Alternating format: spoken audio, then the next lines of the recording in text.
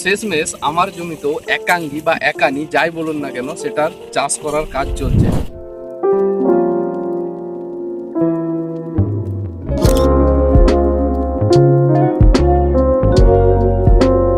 কোন দূরত্বে লাগানো হচ্ছে এবং কি পদ্ধতিতে লাগাচ্ছি এই একাঙ্গি বা একানি, সেটাই আজকের ভিডিওতে দেখাবো।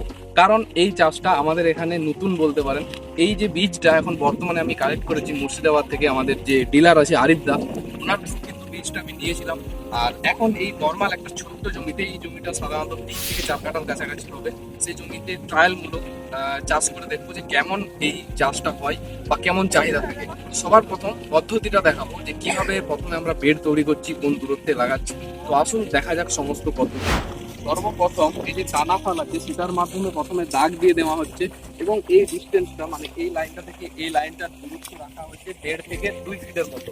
আর এই যে নালা টাইপের হচ্ছে এটার মধ্যে কিন্তু এই বীজটাকে লাগানো হবে। আর এইটা হচ্ছে বীজ মানে একাঙ্গির বীজ। তো এই যে বড় বড়গুলো আছে এইভাবে প্রথমে ছোট ছোট করে ভেঙে নিতে হবে। যদি বড়গুলো দেওয়া হয় তাহলে বীজ অনেক লাগবে, আর এইভাবে ছোট করে ভেঙে নিলে বীজের পরিমাণটা কম লাগবে। তো এখানে দেখতে পাচ্ছেন যে মুকুল চলে এসেছে এবং দেখতে অনেকটা হলুদ বা আদা টাইপেরই, আদার মতোই গাছও হয়। তো এইভাবে প্রথমে ভেঙে নিতে হবে, তারপর এটাকে জমিতে লাগানো হবে।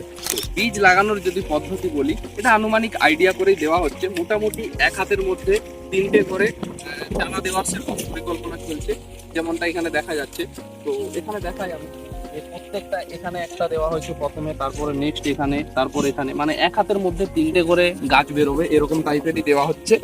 আর এই যে মিডিল পয়েন্টটা রাখা আছে, এই মিডিলে এইরকম টাইপের নালা তৈরি করা হবে আর 2 সাইডে চাপা দেওয়া হবে।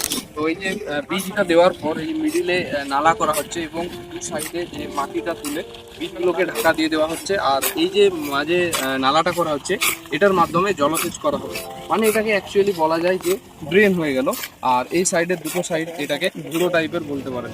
তো এরপর এখানে যখন চারা বেরোবে, তারপর চারা বেরোনোর পর যাবতীয় যে পরিচর্যাগুলো আছে সেগুলো আমরা পরবর্তীতে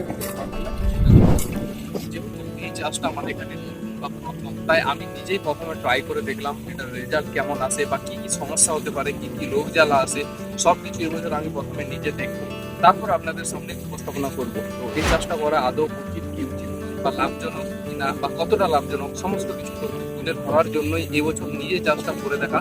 আর যদি ভালো হয় অবশ্যই আপনাদের সঙ্গে শেয়ার করবো, যদি খারাপ হয় তবুও আমি আপনাদের সামনে উপস্থাপনা করবো।